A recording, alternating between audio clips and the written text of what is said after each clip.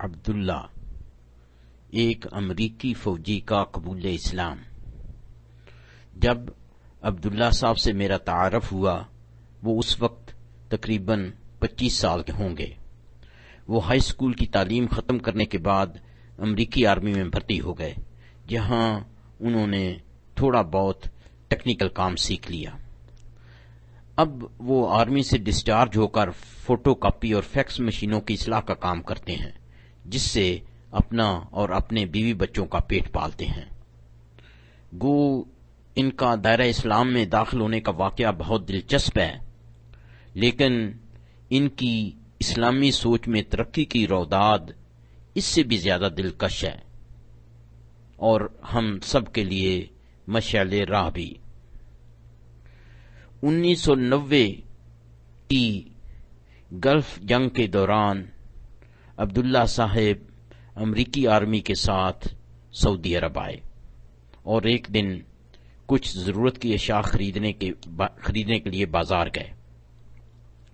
انہوں نے دکاندار سے ایک چیز کی قیمت طے کی اور پیسے ادا کرنے کو ہی تھے کہ قریب کی مسجد سے اذان کی آواز آئی، تو دکاندار نے پیسے لینے سے انکار کر دیا اور صرف اتنا کہا، خلاص، یعنی بس۔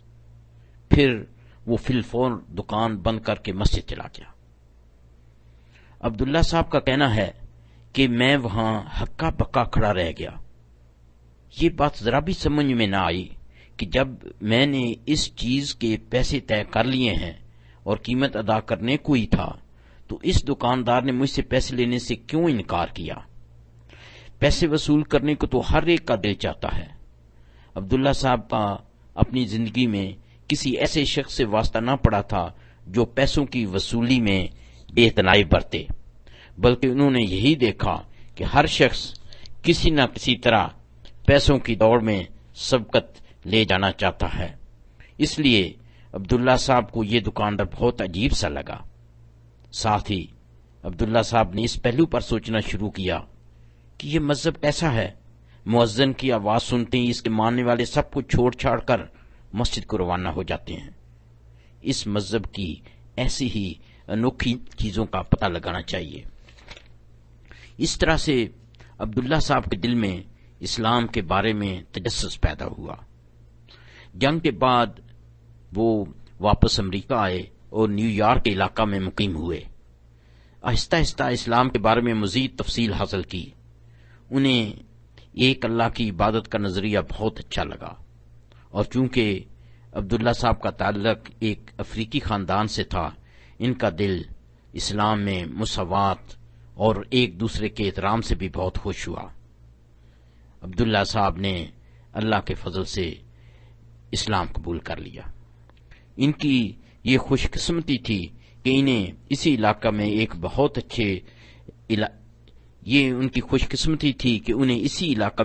اچھے استاد مل گیا۔ یہ ان کی خوش قسمتی تھی کہ انہیں اسی علاقہ میں ایک بہت اچھا استاد مل گیا، جنہوں نے انہیں نہ صرف بنیادی اسلامی تعلیم سے آراستہ کیا، بلکہ انہیں قرآن پاک کی تلاوت صحیح قواعد اور لہجے کے ساتھ سکھائی۔ عبداللہ صاحب سے میرا تعارف 1995 میں ہوا، جب وہ آرمی کو چھوڑ کر کام کاج کے سلسلہ میں نیو یارک سے ڈیٹرائٹ منتقل ہوئے، اور توحید مسجد ڈیٹرائٹ میں اکثر نمازوں میں نظر آتے۔ اتفاق کی بات یہ ہے کہ میں اس وقت اس مسجد کا اعزازی طور پر انچارج تھا۔ کسی مسجد یا دیگر مذہبی ادارے کا کام چلانا بہت مشکل ہے۔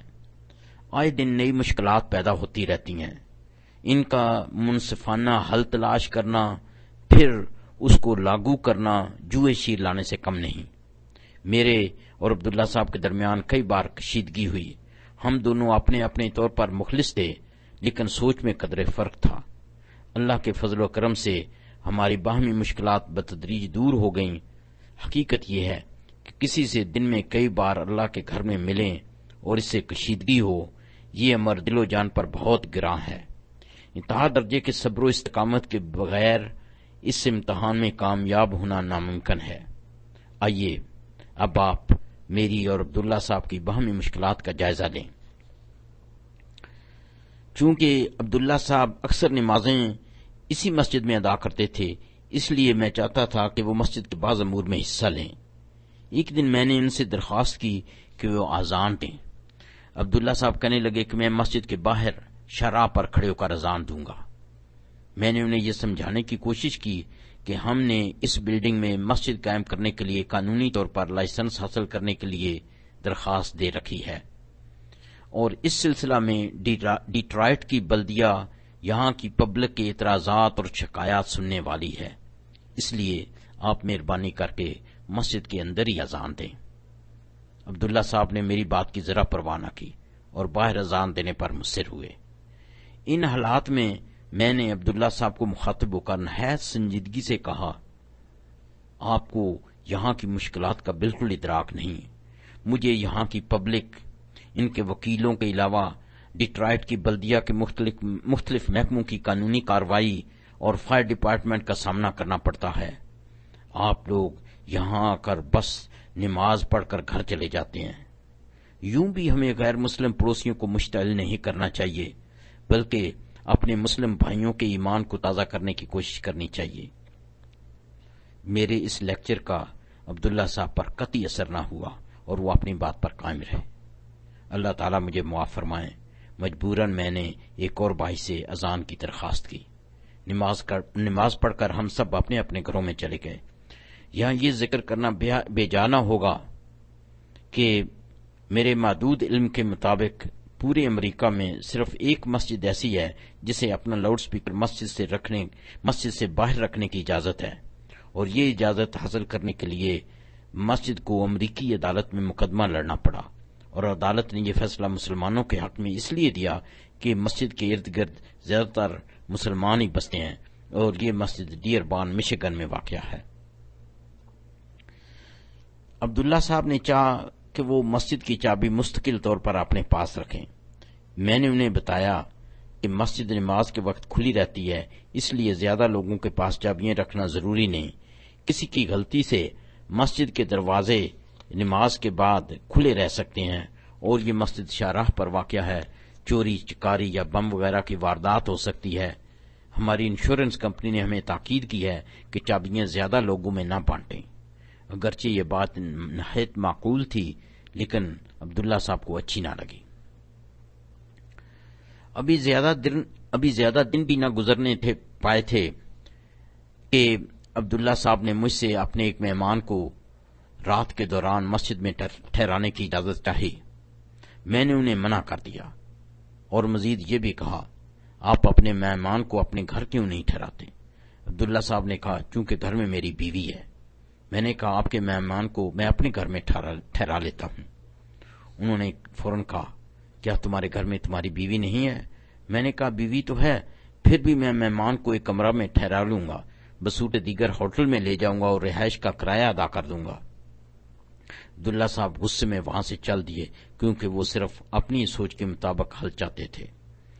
عبداللہ صاحب نے مجھے بعد میں بتایا کہ انہوں نے میرے بارے میں کئی دوسری مساجد کے منتظمین سے شکایت کی تھی، جس کی بعد میں عبداللہ صاحب نے مجھ سے معافی مانگی۔ عبداللہ صاحب اور میرے درمیان اس چپکلش کے باوجود وہ مسجد میں باجماعت نماز ادا کرنے آتے رہے۔ عبداللہ صاحب نے قرآن پاک کی کئی صورتیں یاد کر لی تھیں اور ان کی تلاوت بھی بہت دلکش تھی۔ ایک دن میں نے چاہا کہ وہ عشاء کی نماز پڑھایا کریں۔ وہ ہر روز نئی نئی صورتیں یاد کرتے، ہر صورت کا رنگ اپنا ہی ہے۔ عبداللہ صاحب کو قرآن پاک سے بہت محبت تھی اور ہر صورت اور بھی پیاری لگتی۔ وہ عشاء کی نماز میں نئی یاد کی ہوئی صورت ہی تلاوت کرتے تھے۔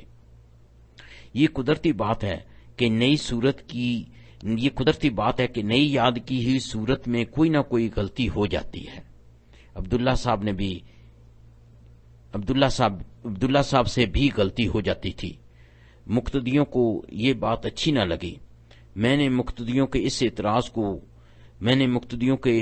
اس اعتراض کا ذکر عبداللہ صاحب سے کیا اور ان سے درخواست کی کہ وہ صرف وہ صورت نماز میں پڑھیں جو پہلے کی یاد کی ہوئی ہوں اور خوب پکی یاد ہوں۔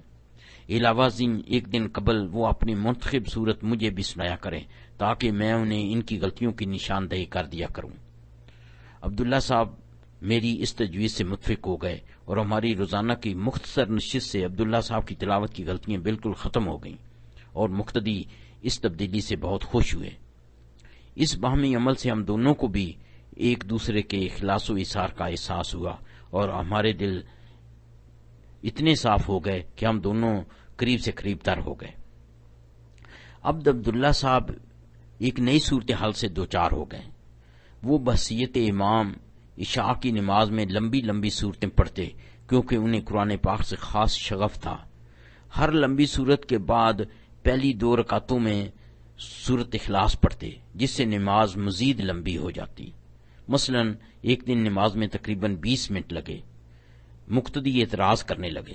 میں نے عبداللہ صاحب کو یہ باتیں بتائیں تو کہنے لگے میں اس صحابی کی طرح کرنا چاہتا ہوں جو بحیثیت امام ہر قرات کے بعد سورت اخلاص پڑھتے تھے۔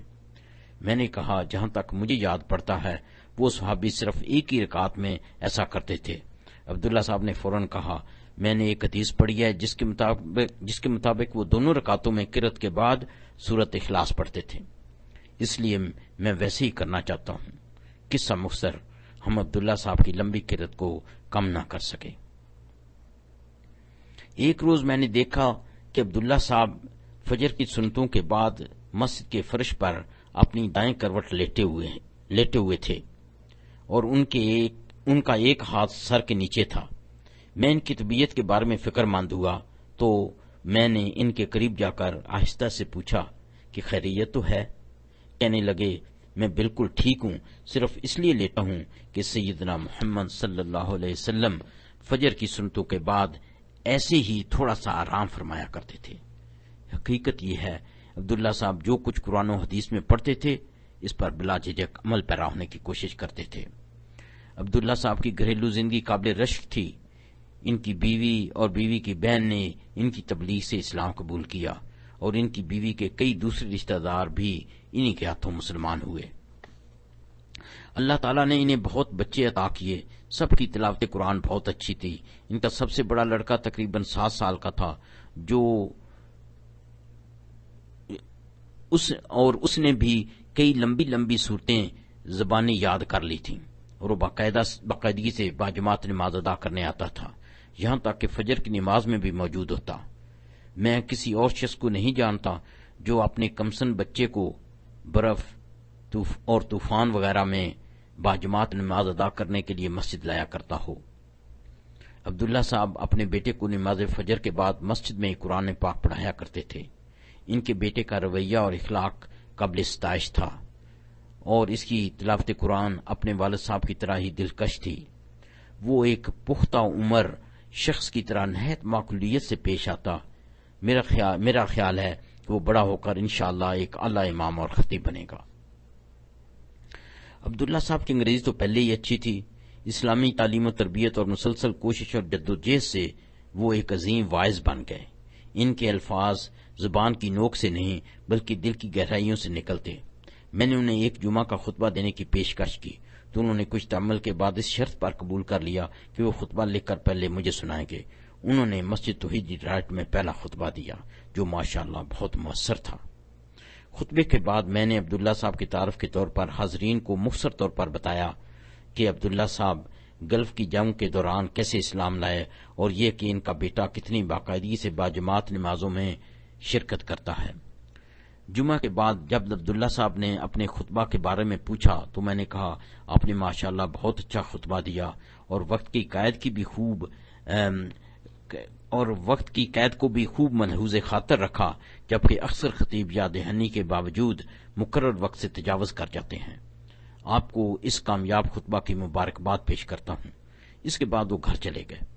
عشاء سے پہلے ہمارے امام حنی صاحب نے مجھ سے کہا کہ عبداللہ صاحب خاصے ناراض اور کبیدہ خطر نظر آتے ہیں۔ میں نے پوچھا کیا وجہ ہے؟ امام صاحب کہنے لگے کہ آپ نے جمعہ کے بعد ان کی موجودگی میں ان کی تعریف کی۔ عبداللہ صاحب کہہ رہے تھے کہ ایک حدیث کے مطابق یہ ایسے ہی ہے جیسے اپنے کسی بھائی کا گلا کاٹنا۔ میں نے حنی صاحب سے کہا تم لوگ صرف ایک حدیث کو سامنے رکھ کر نتیجہ نکال لیتے ہو۔ ایک اور حدیث کے مطابق ہر شخص کی عزت افزائی اور اکرام لازم ہے جتنا کہ اس کا مستحق ہو۔ حضرت شعیب علیہ السلام نے بھی اپنی قوم کو یہ بار بار تلقین کی کہ لوگوں کی عزت افزائی اور جملہ حقوق میں کمی مت کرو۔ لا تبخسوا الناس اشیاءہم، سورۃ شعراء، یعنی لوگوں کو ان کی چیزیں کم نہ دو۔ یہ آیت کریمہ قرآن پاک میں ایک سے زائد جگہ آئی ہے۔ اللہ تعالیٰ کا شکر ہے کہ میں نے عبداللہ صاحب کی تعارف میں کسی رنگ آمیزی سے کام نہیں لیا۔ علاوہ ازیں سامعین کا یہ حق ہے کہ نئے خطیب کے بارے میں جان سکیں۔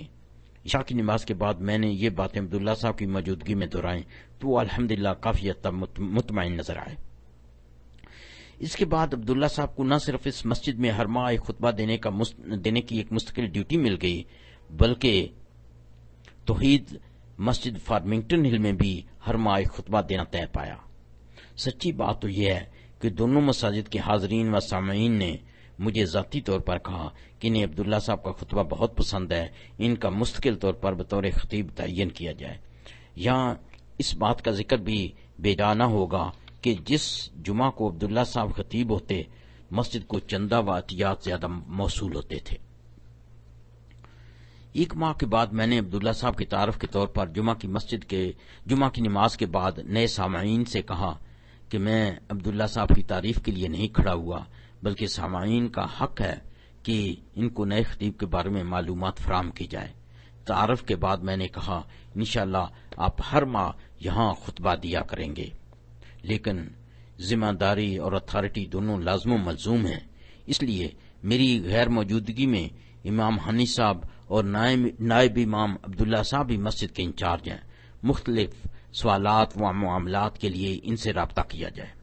اللہ کے فضل سے یہ دونوں احباب اپنی اس ذمہ داری کو بغیر کسی اجرت کے سالہ سال سے بدرجہ اتم ادا کر رہے ہیں۔ یاد رہے کہ امریکہ کی تیز رو زندگی میں مذہبی ذمہ داریوں کے علاوہ مسجد کو بروقت کھولنا، بند کرنا، صفائی اور مرمت وغیرہ کرانا آسان کام نہیں۔ دعا ہے کہ اللہ تعالیٰ ان کی بے لوث خدمات کو قبول فرمائے۔ اب عبداللہ صاحب کے پاس نہ صرف مسجد کی چابی ہے، بلکہ وہ اس کے ہر طرح سے ذمہ دار بھی ہیں۔ ان کے فکر و عمل میں کافی لچک آ گئی ہے۔ اب وہ مسجد کے اندر ہی اذان دیتے ہیں اور اپنی پرانی روش اور سخت مزاجی پر مسکراتے ہیں۔ ایک دن فجر کی نماز کے بعد میں مسجد میں بیٹھا تلاوت کر رہا تھا۔ تقریباً صلاۃ الضحیٰ یا اشراق کا وقت تھا کہ عبداللہ صاحب ایک اور امریکی مسلمان کے ہمراہ مسجد میں داخل ہوئے اور تحیہ مسجد ادا کرنے کے بعد دعا سلام کی۔ انہوں نے مجھے بتایا کہ وہ حج ادا کرنے کے بعد ابھی ڈیٹرائٹ پہنچے ہیں۔ میں نے اصرار کیا کہ میرے گھر ناشتہ کے لیے چلیں۔ عبداللہ صاحب نے کہا کہ وہ سفر سے سیدھے مسجد آئے ہیں، ابھی گھر نہیں گئے، کیونکہ رسول اللہ صلی اللہ علیہ وسلم بھی جب سفر سے واپس لوٹتے تو پہلے مسجد تشریف لے جاتے۔ میرے لیے یہ بہت بڑی یاد دہانی تھی۔ میں نے سوچا ہم میں سے کتنے پیدائشی اور روایتی مسلمان ہیں جو اس سنت پر عمل کرتے ہیں۔ سچ تو یہ ہے، عمل سے زندگی بنتی ہے جنت بھی جہنم بھی، یہ خاکی اپنی فطرت میں نہ نوری ہے نہ ناری ہے۔ عبداللہ صاحب صرف نام کے عبداللہ اور مسلمان نہیں، بلکہ عملی طور پر سچے مسلمان اور اللہ کے بندے ہیں، اور ان کی سنتوں سے محبت اور ان کے قول و فعل میں مطابقت کو دیکھ کر صحابہ کرام کی یاد آنے لگتی ہے۔ عبداللہ صاحب کو عربی پڑھنے اور بولنے کا بہت شوق تھا۔ انہوں نے مقامی کالج میں داخلہ لے لیا اور ڈاکٹر شیخ علی سلیمان کے زیر سایہ عربی تعلیم کی مزید تعلیم حاصل کی۔ وہ مشرق وسطیٰ کے نمازیوں سے عربی میں بات چیت کرتے۔ عبداللہ صاحب کثیر العیال اور قلیل المال ہیں۔ ان کی آمدنی بہت محدود ہے، لیکن اللہ تعالیٰ نے ان کو ایسی قناعت عطا فرمائی ہے کہ ان حالات میں بھی وہ اپنے سب اہل و عیال کو روزانہ دینی تعلیم دیتے ہیں اور خود بھی مزید صورتیں یاد کرتے ہیں، خطبات تیار کرتے ہیں، غیر مسلموں کو تبلیغ کر کے انہیں اسلام کی نعمت سے آگاہ فرماتے ہیں۔ یاد رہے کہ ان کی دنیاوی تعلیم صرف ہائی اسکول تک محدود ہے۔ میں سوچتا ہوں کہ جن لوگوں کو اللہ تعالیٰ نے اور زیادہ سہولتوں سے نوازا ہے، انہیں اور بڑھ چڑھ کر اسلامی خدمات سر انجام دینی چاہیے۔ دعا ہے کہ اللہ تعالیٰ مجھے اور اس مضمون کو پڑھنے اور سننے والوں کو دین سے ایسا ہی والہانہ تعلق اور اس پر عمل کی توفیق عطا فرمائے۔ آمین۔